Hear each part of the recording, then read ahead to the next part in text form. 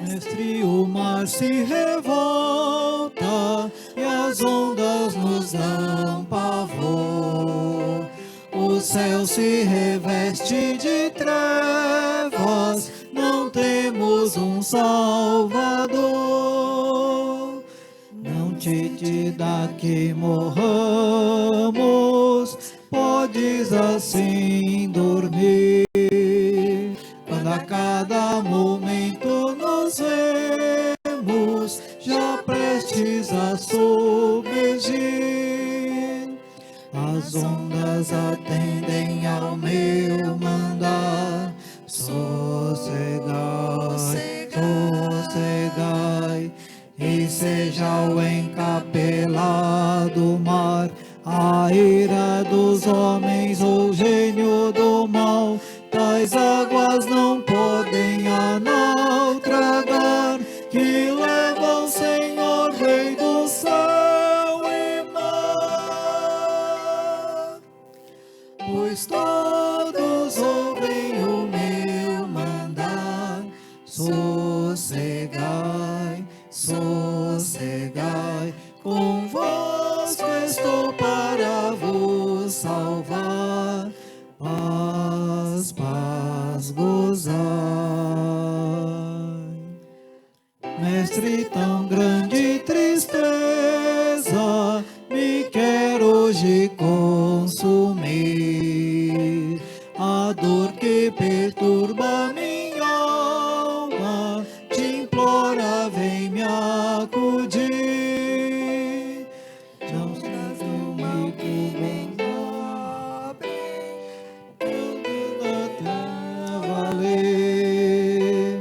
Oh, não tardes, ó Mestre, estou quase a perecer. As ondas atendem ao meu mandar. Sossegai, sossegai, e seja o encapelado mar, a ira dos homens ou gênio do mal, tais águas não podem a nau tragar, que leva o Senhor, Rei do céu e mar. Pois todos ouvem o meu mandar. Sossegai, sossegai, convosco estou para vos salvar. Paz, paz, gozai. Mestre, chegou a bonança, em paz vejo o céu e o mar. O meu coração goza calma, que não poderá findar. Fica ao meu lado, bom Mestre, dono da terra e céu, e contigo eu irei bem seguro ao porto destino meu. As ondas atendem ao meu mandar. Sossegai, sossegai, e seja o encapelado mar, a ira dos homens ou gênio do mal, tais águas não podem a nau tragar, que leva o Senhor, Rei do céu e mar. Pois todos ouvem o meu mandar. Sossegai, sossegai, convosco estou para vos salvar. Paz, paz, gozai.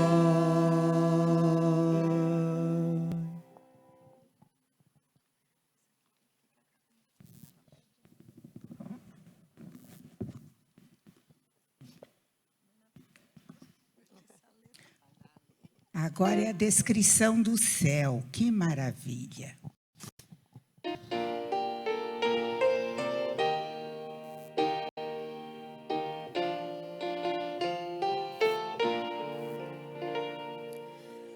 Tenho lido da bela cidade, situada no reino de Deus, a morada de jaspe luzente, enjuncada com áureos troféus, bem no meio da praça eis o rio da vida e vigor eternal.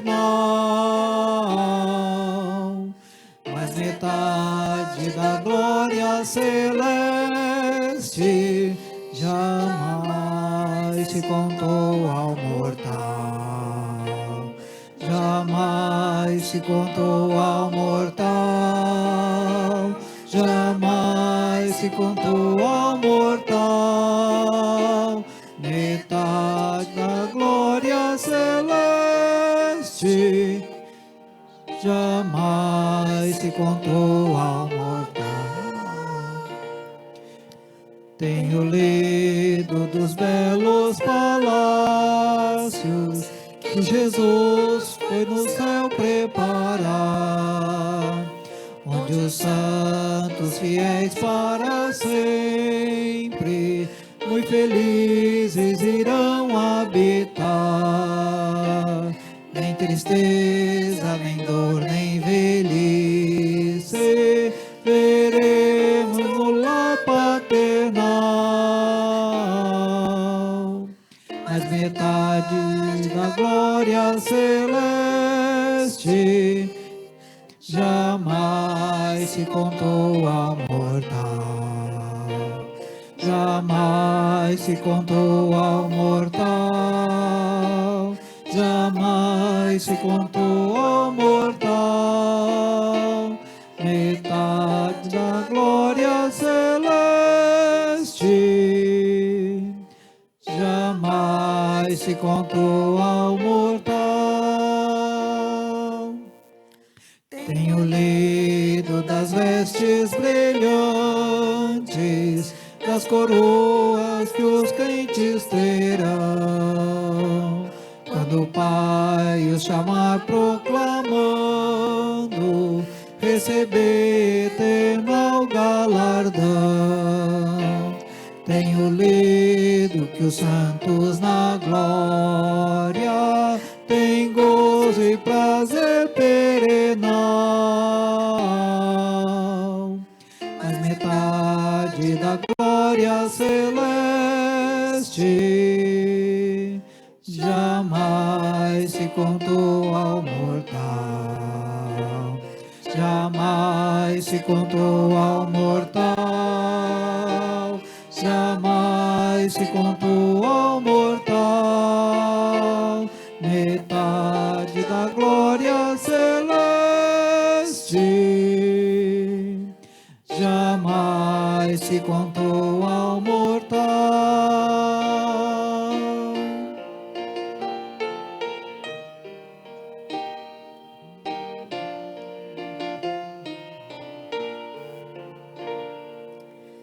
Tenho lido da história bendita de Jesus, o fiel Redentor,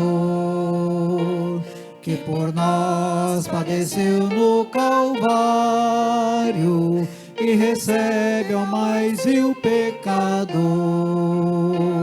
Tenho lido do sangue vertido, que todos redime do mal. Mas metade da glória celeste jamais se contou ao mortal. Jamais se contou ao mortal. Jamais se contou ao mortal. Metade da glória celeste jamais se contou ao mortal.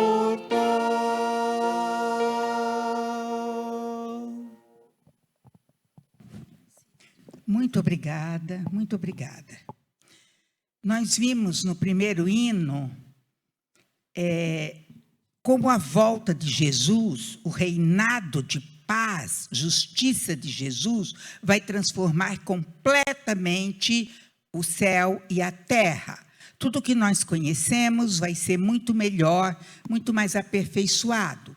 Então, nós ansiamos pela volta de Cristo, para tudo isso poder acontecer. Depois, nós temos na segunda música, aquilo que a gente já tem comentado. Como o mundo de hoje está um caos, como tudo está confuso, como a gente não entende o que está acontecendo, estamos perplexos e sofrendo. E nós já avisamos que quanto mais perto de Jesus voltar, pior será a situação.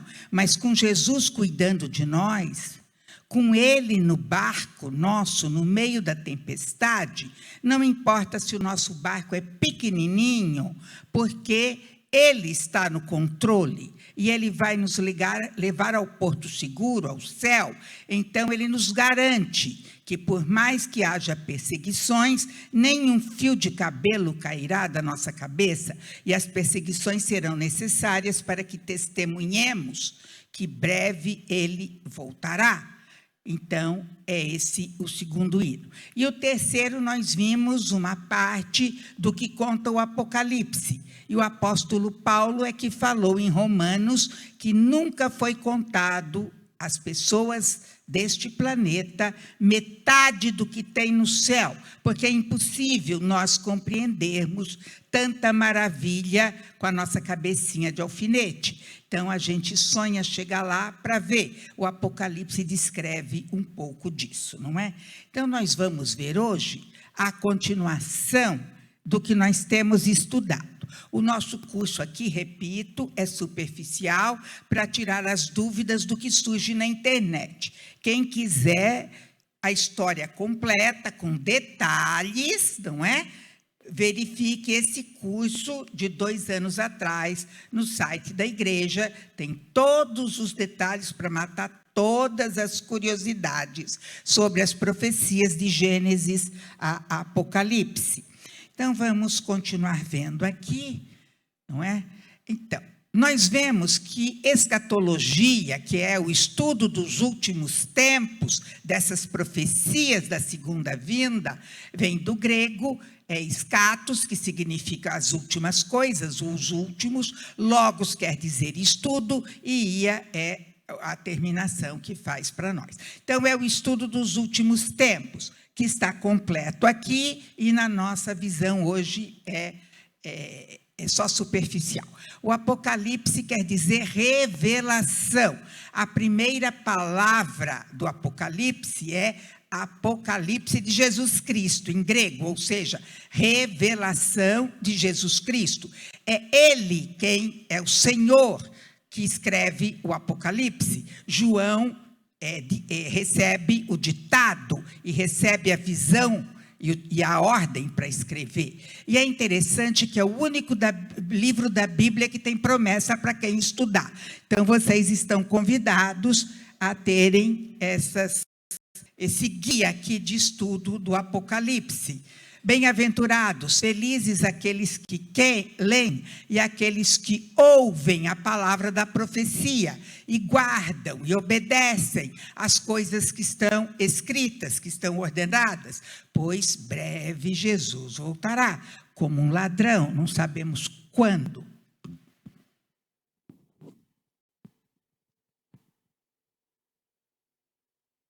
Então, é uma revelação da vitória dos crentes. Para nós é a vitória.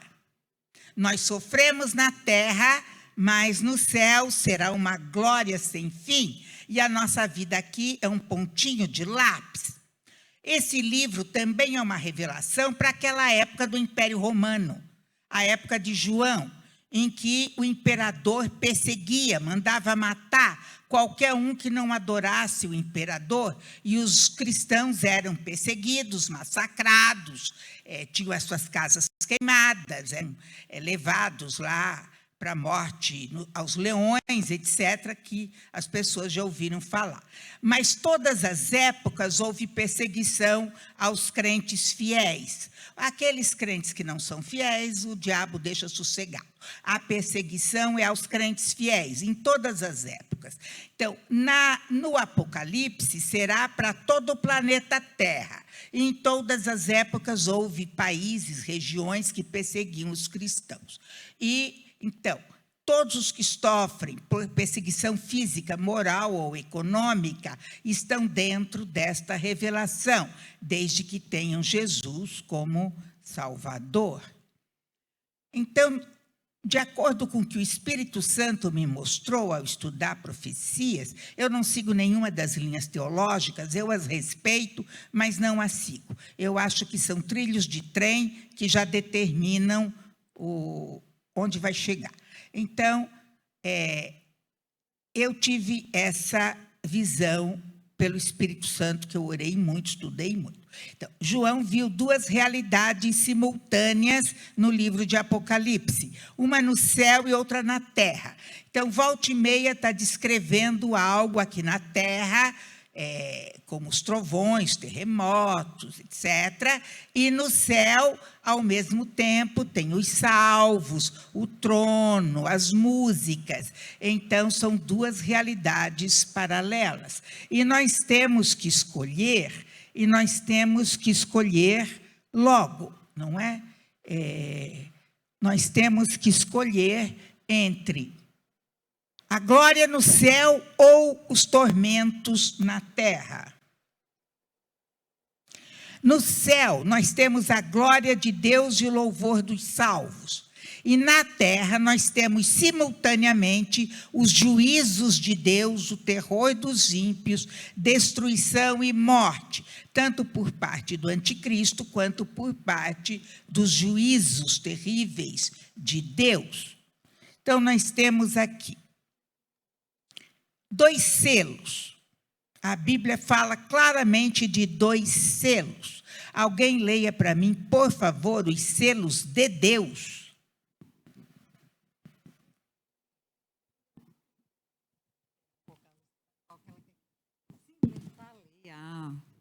Dois selos aí de Deus. Efésios 1:13, Apocalipse 7, 2, 4 a 8, 13, 8, 14, 1. Em quem também vós, depois que ouvistes a palavra da verdade, o evangelho da vossa salvação, tendo nele também crido, fostes selados com o Espírito Santo da promessa. Efésios 1:13.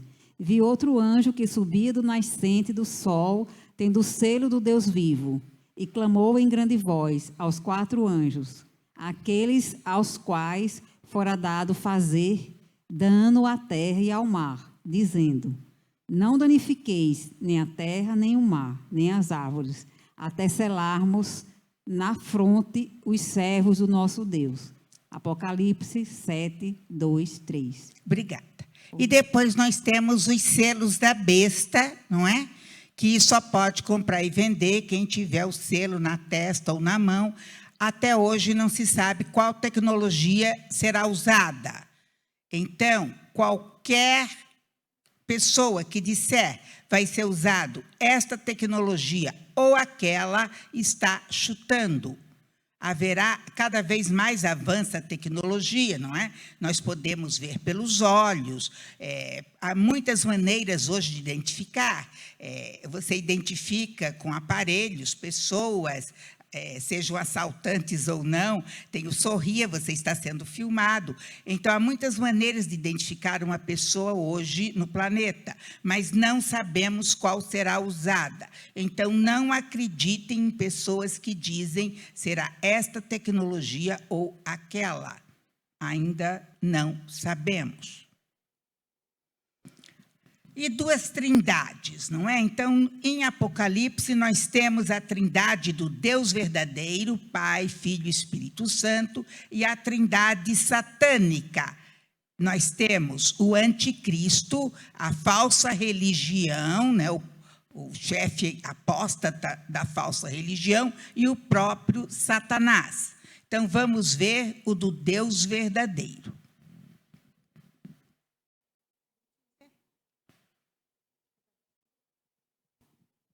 duas trindades.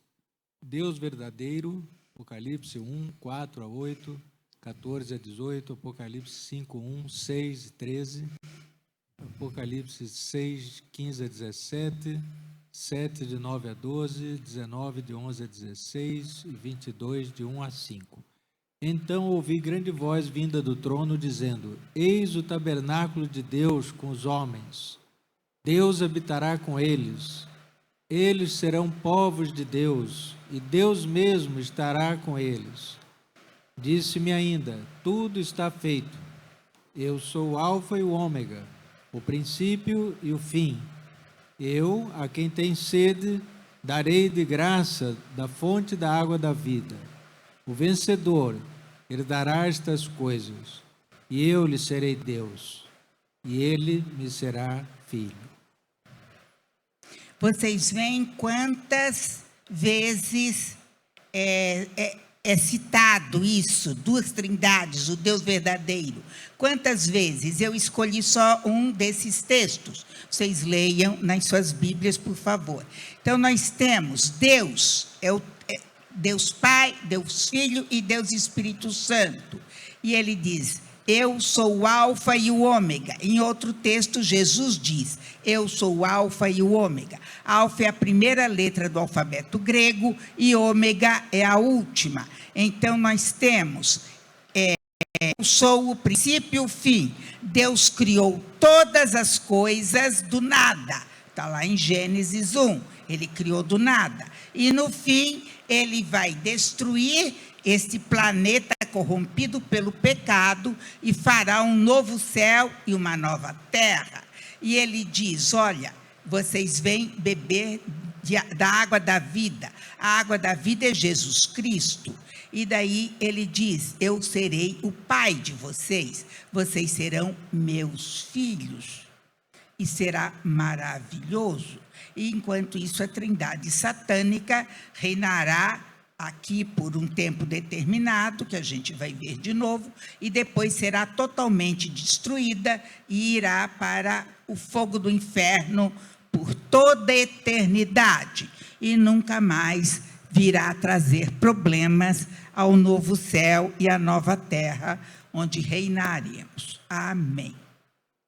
Nós temos também duas cidades em Apocalipse: a Jerusalém, que significa cidade da paz, e Babilônia, que significa confusão, caos. E, simultaneamente, com significados parecidos, duas mulheres: a noiva do Cordeiro, a igreja, que terá uma magnífica festa no céu, e a prostituta, a Babilônia, a prostituta, que se embebeda com o sangue dos santos e persegue os santos. E essa mulher, vestida de escarlate, conforme está descrito em Apocalipse, ela se senta em cima dos monstros que representam as bestas. E tudo isso, essa mulher e a Babilônia serão lançados no fogo do inferno e totalmente destruídos. Gente, quando eu escrevi a lição aqui sobre a destruição da Babilônia, eu fiquei tão arrepiada, eu fiquei tão deslumbrada. Depois vejam a aula com a descrição, que é impressionante, porque Apocalipse repete passo a passo as profecias de Isaías, 250 anos da queda da Babilônia, que seria numa única noite, que estariam todos bêbados, que destruiria totalmente, que não existiria mais. É interessante, porque Babilônia foi a cidade mais rica da antiguidade, a mais maravilhosa, a mais poderosa, e no fim foi destruída numa única noite. Estavam todos bêbados, como Isaías avisou 250 anos antes. O rio Eufrates foi seco por vários quilômetros e o exército entrou por baixo, e agora nós temos o rio Eufrates secando, e Apocalipse diz que ele secará totalmente. Então, a profecia está sendo cumprida. Agora, quando será destruída, é assim, é num piscar de olhos. Nós temos que fazer a escolha logo, porque quando ela for destruída, a Bíblia repete muitas vezes: fugi dela, povo meu, para não seres cúmplices nos seus pecados. A Babilônia antiga era a mais fabulosa cidade do mundo. Gente, ela era mais bonita e imponente que Roma. Nunca houve cidade igual. Vocês têm no meu curso as fotos, são deslumbrantes, extraordinárias, inacreditáveis. Eu fiz uma pesquisa extensíssima para descrever como era a Babilônia do ponto de vista histórico. Agora, a Babilônia que vai ser destruída em Apocalipse é o sistema político, econômico, religioso, corrompido deste mundo. Um sistema que pune os justos e livra os injustos. É um sistema que privilegia os ricos em detrimento dos pobres. Um sistema que prega um falso Cristo, um falso Messias. Então, é isso que vai ser destruído numa única noite.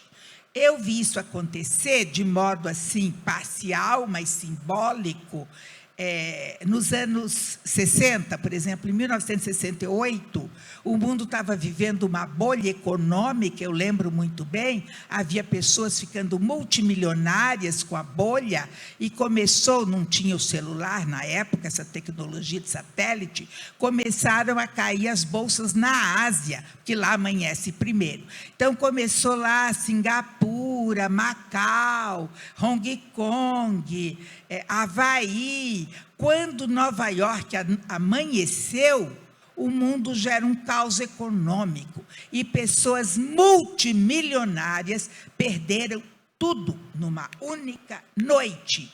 Eu vi acontecer essa bolha e eu vi várias vezes bolhas econômicas sendo destruídas assim, numa noite. As pessoas dormiram achando que estavam ricas, com muito dinheiro no banco, cofre cheio, e acordaram com as moedas embaixo. Então, era uma amostra. Deus vai mostrando, olha, vai ser assim, ó, toda a riqueza desse mundo virará pó, e vai ser assim. Então, não se baseie nas riquezas deste mundo.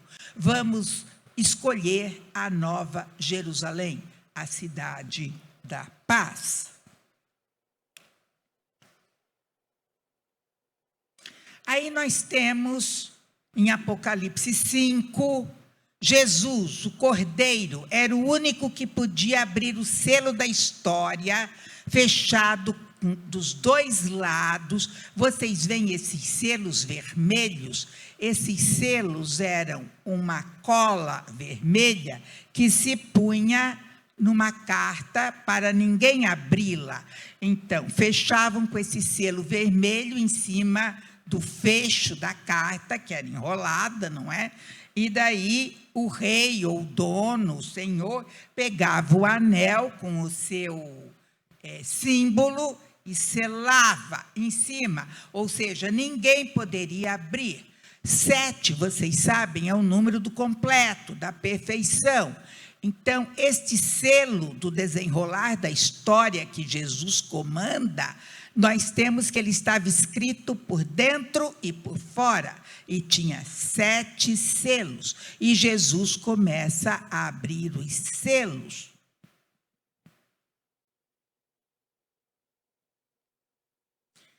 Então, a abertura dos selos é algo que aconteceu durante toda a história da humanidade. Vai se intensificar em Apocalipse, que é o final, o fecho da história. Mas em toda a história houve esses selos se desenrolando, e nós vamos ver agora.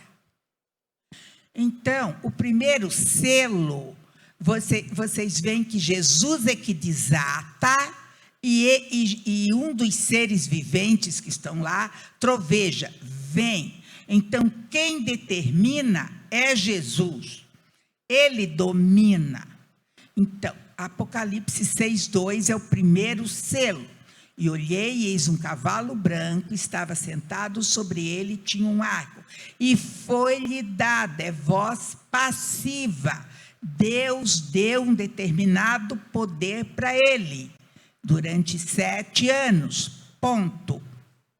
Então, o anticristo, nós já estudamos esse cavalo, vai aparecer como falso Messias, ele vai aparecer prometendo paz, prosperidade, e todo mundo vai amar, paz, finalmente paz, não é? Mas ele é mentiroso, já estudamos isso na aula passada, as características dele.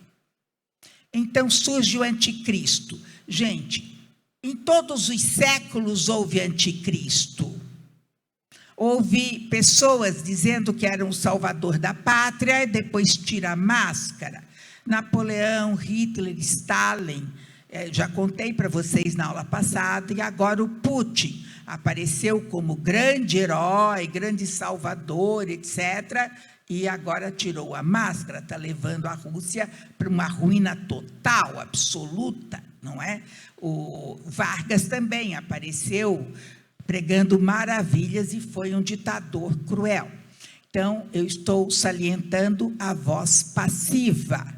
Então, a maioria, biblicamente falando, não é a voz de Deus. A maioria deixa-se enganar.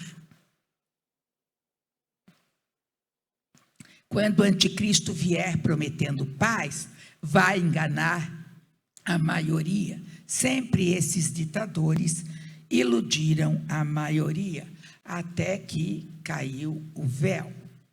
Aí vem o segundo selo, vem a guerra. Gente, os homens sempre escolheram a guerra, por orgulho, por vingança, por mais terras, por poder, por dinheiro, sempre, sempre. Eu gosto da história, estudei história desde a mais remota antiguidade, mas sempre houve essa escolha por guerra. E como rejeitam Jesus, o príncipe da paz, o seu reino de amor, preferem matar por orgulho, dinheiro, etc, etc. Então, sempre houve guerra, mas eram guerras em lugares, e agora vai ser no mundo inteiro. Depois vem o terceiro selo, e é Jesus, e o outro ser vivente diz, vem, e um cavalo preto. Esse cavalo preto com uma balança, eu não vou ler o texto, vocês leem, está em Apocalipse 6, 5 e 6, aqui só tem a explicação.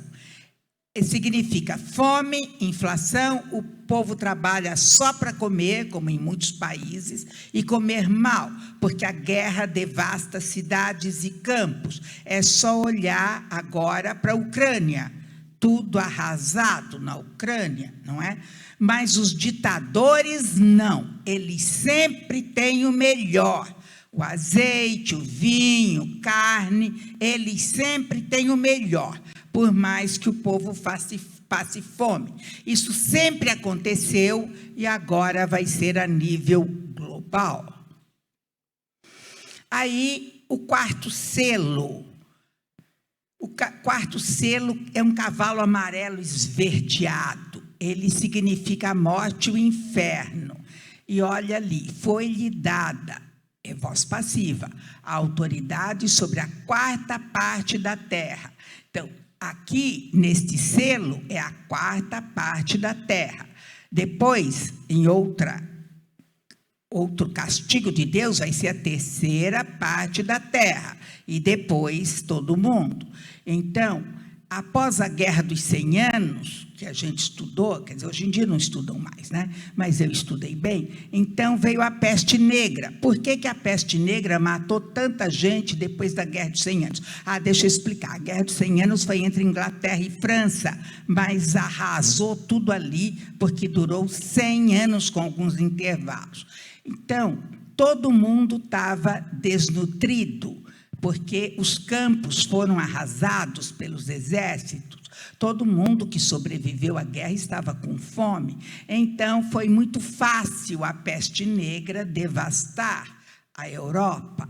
E, após a Segunda Guerra, as pessoas se matavam por batatas, gente. por batatas. As pessoas ricas vendiam colares de pérolas caríssimos, joias preciosíssimas, diamantes e tudo por batatas. Esses 4 cavalos são 4 juízos de Deus ao longo da história. O cavalo que promete paz, seja lá quem for, esse ditador que aparece, que combate os cristãos e promete paz. O segundo, a guerra. O terceiro, a fome. E o quarto, a morte. E durante o tempo da grande tribulação, abrangerá todo o planeta. Essa é uma ilustração interessante dos 4 cavalos, para a gente sentir a dramaticidade disso. Se já ocorre em alguns lugares do planeta, e a gente tem muita pena de quem está sofrendo fome, morte por guerra, etc., imagine nos 7 anos de tribulação na Terra inteira. Aí chegamos ao 5º selo que o Cordeiro abriu, a oração dos mártires. Então, eles estão ao pé do altar de Deus, simbolicamente, em Apocalipse, e perguntam: até quando, ó soberano Senhor, não julgas nem vingas o nosso sangue? Nós estamos sofrendo, nós estamos sendo pisoteados, nós estamos sendo perseguidos, e o Senhor prometeu vingança. Está lá no Salmo: não vingue você, Deus vai vingar. Então, Moisés escreveu a promessa de Deus: a mim me pertence a vingança. E daí, no final, porque o Senhor fará justiça ao seu povo e se compadecerá dos seus servos. E quando eles virem, o poder deles já se foi. Uma profecia que eu acho muito interessante é que a roupa deles, tão luxuosa, vai parecer furada por traça. Hoje em dia ninguém quase conhece roupa furada por traça, mas na minha infância tinha, a gente guardava as roupas em baús e de vez em quando eram furadas por traças. Gente, você pegava um agasalho de inverno e era todo furadinho, todo furadinho, todo furadinho, entende? Assim, era até bonito de ver de tanto furo. Naturalmente é para o lixo. Então, se a roupa deles vai parecer traça, eu gosto muito dessa figura, todo o poder deles já se foi quando eles abrirem os olhos. Aí o 6º selo, gente, vai ser um terremoto gigantesco, gigantesco. Vai ser chamado a ira do Cordeiro. Esse terremoto do 6º selo, que está em Apocalipse 6, 21. Então, previsto está, feito está. Quando Deus prevê, já decretado está. Não tem como escapar. E daí, tem uma profecia em Isaías interessantíssima para esse tempo desse terremoto e do que virá a seguir. Alguém leia, por favor, Apocalipse 6, 15 a 17. Os reis da terra, os grandes, os comandantes, os ricos, os poderosos, e todo escravo e todo livre se esconderam nas cavernas e nos penhascos dos montes, e disseram aos montes e aos rochedos: cai sobre nós e escondei-nos da face daquele que se assenta no trono e da ira do Cordeiro, porque chegou o grande dia da ira deles. E quem é que pode sustentar-se? Quem é que pode se manter de pé diante de tamanha ira? Vocês já imaginaram? Imagine um pouco. Os homens mais ricos do planeta, os que se julgam os tais, os deuses da terra, se escondendo nas cavernas, de medo, porque chegou o dia da ira, a ira de Deus, e eles não têm poder algum sobre isso. Aí nós temos Isaías profetizando isso. Gente, Isaías profetiza 700, 650 anos antes de Jesus nascer. E ele profetiza este dia. Já está nas profecias, como eu digo, vem desde Gênesis as profecias. Então, olha esse horror. Mas para nós não, né? Para nós não tem nada a ver isso daí. Não sofreremos a ira do Cordeiro. Então, alguém leia, por favor, essas duas profecias de Isaías. Vai, entra nas rochas e esconde-te no pó ante o terror do Senhor e a glória da sua majestade. Então os homens se meterão nas cavernas das rochas e nos buracos da terra ante o terror do Senhor e a glória da sua majestade, quando ele se levantar para espantar a terra. Obrigada. Então, vocês veem que ninguém no planeta pode alegar, eu não sabia. Gente, nós temos Bíblias espalhadas pelo mundo inteiro. Não em todos os lugarejos, mas pelo mundo inteiro. E tem na internet, e tem de mil maneiras para as pessoas. Aqui no Brasil, então, tem quase Bíblia em cada esquina. Os gideões entregam, né? E daí tem Bíblia em qualquer lugar, em qualquer linguagem facilitada ou não. Então, ninguém pode dizer para Deus, eu não sabia. Gente, está avisado 700 anos antes de Jesus nascer. Vai haver este dia. E vocês têm que estar preparados. Aqui é um quadro, assim, que dá uma ideia pequena, muito pequena do que será. Então, quem fez esse quadro foi o Márcio Eduardo, meu filho. Então, nós temos aqui, no céu e na terra, lembra? Duas realidades paralelas, céu e terra. No céu, canções de louvor, festa, as bodas do Cordeiro. E aqui embaixo, o inferno, não é? Então, as principais profecias, o anticristo toma o poder, o arrebatamento, que eu comentei que ninguém pode saber o dia e a hora, e depois o anticristo reconstrói o templo de Jerusalém, faz paz com os judeus, mas é mentira. Depois ele, como Antíoco Epifânio, lá antes de Jesus, ele vai sacrificar um porco no templo de Jerusalém, vai começar a perseguir os judeus, e daí os judeus se convertem a Cristo. Eles já estão se convertendo, já tem muitas igrejas messiânicas e mestres judeus que se converteram. Aí haverá esse grande terremoto, não é?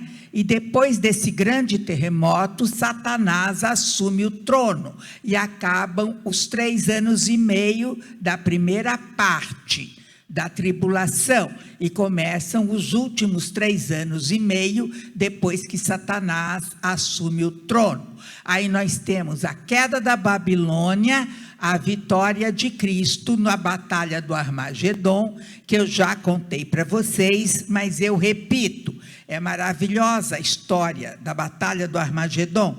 Tudo que falam na internet é mentira, não é?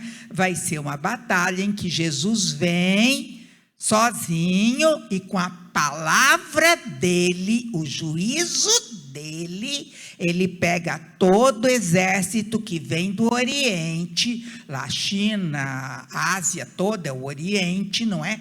Um grande exército, o rio Eufrates todo seco, o exército chega naquele lugar que se chama Armagedon ou Megido, lá da antiguidade, é uma planície entre morros, e eles chegam lá e Jesus sozinho, com a palavra dele, o juízo dele, condena à morte o exército todo, e todo mundo vai para o inferno. E daí tem outras coisas profetizadas, que o sangue vai subir, etc, etc. Mas leiam em Apocalipse, que é maravilhoso. Então, nada do que eles dizem sobre a batalha do Armagedon é verdade. Não serão 2 exércitos. É um imenso exército e Jesus Cristo, unicamente com a palavra dele, com a boca dele, o juízo dele. Chega, vocês vão para o inferno, acabou? E nós, que estaremos nas bodas do Cordeiro, desceremos do céu para aplaudir, para fazer parte da plateia. Viu que lindo? É isso que é a batalha do Armagedon. Não é outra coisa. Procurem na Bíblia, que é a verdade. Não acreditem nos falsos profetas da internet. Tá assim, né? Depois nós temos, na sequência, nós já explicamos que os mortos em Cristo, eles dormem, porque eles estão esperando a ressurreição, estão no paraíso, esperando o arrebatamento e a ressurreição. Aí chegaremos juntos no arrebatamento. Quem estiver no planeta vai sofrer perseguições. Então, gente, nós temos que avisar família, amigos, todo mundo que pudermos, porque as nossas Bíblias vão ficar. E vai ficar muita gente na igreja, infelizmente, também. Aí eles vão acreditar. Aí eles disseram, bem que a Ana Lúcia avisou, eu não acreditei. Aí eles vão procurar na Bíblia a verdade. E podem se salvar pelo sofrimento, pelo martírio, não mais pela graça. A salvação pela graça, nós já vimos, acaba no arrebatamento. Quando Deus levar a igreja, acabou a salvação pela graça. Então, eles sofrerão perseguições, mas serão protegidos por Deus até que haja paz final, o último julgamento para prêmios e castigos finais, não é? Principalmente castigos, e daí eles vão para o inferno com corpo e alma. Então, a primeira ressurreição é para os filhos de Deus, irem para a glória com corpo e alma, só que um corpo melhorado, maravilhoso, sem dor, sem rugas, né? Maravilhoso. E daí, depois do juízo final, os maus sairão do inferno, que está só a alma, e irão com corpo e alma para o inferno com toda a eternidade. Então, esse é o julgamento final lá do fim. E daí, os judeus, não é? Serão salvos porque eles receberão o testemunho de 2 testemunhas. Talvez Moisés, Elias, eu não assino embaixo, porque o que a Bíblia não fala, eu não declaro, mas talvez dizem que seria Moisés e Elias, não sei, que vão pregar e serão perseguidos, mortos, mas os judeus se converterão, não é? E daí é a época da grande conversão dos judeus, conforme as profecias. Então, eles já estão se convertendo, vendo os milagres de Deus, etc., recebendo as informações sobre o Novo Testamento, porque eles coexistem com cristãos. Eu tenho lido rabinos convertidos, pessoas célebres, muito cultas em judaísmo, e se convertendo e pregando que Jesus é o Messias prometido. Então, muitos já estão se convertendo. Aqui em São José tem uma grande igreja messiânica. A igreja messiânica é de judeus convertidos. Então, isso já é um fato, mas a grande oportunidade dos judeus serão esses 7 anos de conversão em massa para receber Jesus como o Salvador. E depois nós temos o anticristo, não é? Aqui na parte de baixo, mas em vermelho. Ele terá poder, mas ele terá uma queda já anunciada. Então, é aquele negócio, nós estamos indo para uma batalha cujo final já está decretado. Os filhos de Deus vencerão e os maus serão castigados no inferno por toda a eternidade. O fim decretado está. 7 anos, divididos em 3 anos e meio e 3 anos e meio.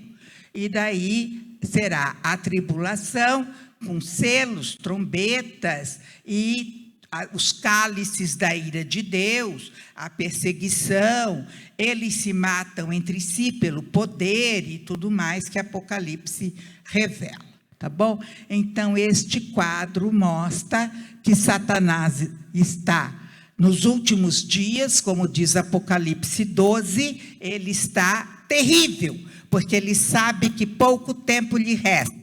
Então, ele está usando todas as armas possíveis para que as pessoas se associem a ele, a sua devassidão, as suas coisas terríveis que ele inculca na cabeça das pessoas fazerem. A gente está assistindo isso. Satanás está usando todas as armas possíveis para conquistar pessoas, pelo sexo, pelas drogas, pelo poder, pelo dinheiro, pela alienação, qualquer arma que ele puder usar. E nós, o que estamos fazendo nos últimos dias? Nós também estamos usando todas as armas à nossa disposição, a internet, convidar, insistir, explicar quantas armas estamos usando agora nos últimos dias que Satanás está usando todas. O poder está conosco. Jesus disse, todo o poder. Gente, o poder de Deus é maior do que o de Satanás. A gente acredita nisso ou não? Jesus disse, eu estou com vocês. Quando o Espírito Santo desceu, ele disse, eu venho para dar poder para vocês testemunharem. Cadê esse poder? Só Satanás tem poder para usar a internet, para infernizar, para tornar nossos filhos drogados, etc, etc. E o nosso poder é maior, e pouco tempo nos resta. Então, esse quadro dá uma ideia, mas eu pretendo acabar o curso na próxima semana, a não ser que hajam muitas perguntas ainda, porque quem quiser o completo está aqui, e as mentiras da internet já foram quase todas desmascaradas. Então, vamos orar. Pai amado, muito obrigada, porque o Senhor nos deu a Tua palavra eterna. O Senhor contou para nós o plano, um plano eterno, que o Senhor já decretou. Muito obrigada, porque podemos acreditar na Tua palavra, podemos explicar a Tua palavra com o poder do Espírito Santo, podemos propagar a Tua palavra pelo mesmo poder. Temos o poder do sangue de Cristo que perdoa todo pecado e todo pecador, que abre a porta do céu de graça. Nós temos todas as profecias avisando como o enganador tomará o poder. Pai amado, ajuda-nos a estudar estas profecias com seriedade, a nos apropriarmos das Tuas maravilhosas promessas para nós e a explicarmos às pessoas as promessas que são feitas para eles, se não escolherem logo onde eles vão querer estar durante esses 7 anos, na glória ou no tormento aqui na terra. Eles querem o selo de Deus ou o selo da besta. Se nós tivermos o selo de Deus, não precisamos ter medo do selo da besta. Se nós tivermos a proteção de Deus e o arrebatamento para nos levar ao céu, nós não precisamos temer os cálices da ira de Deus aqui na terra. Muito obrigada, porque o Teu plano está bem claro para nós. Que o Teu Santo Espírito nos dê sabedoria para compreender tudo e força para pregar a quem quiser ouvir. Muito obrigada por tudo. Em nome de Jesus, Teu Filho amado. Amém.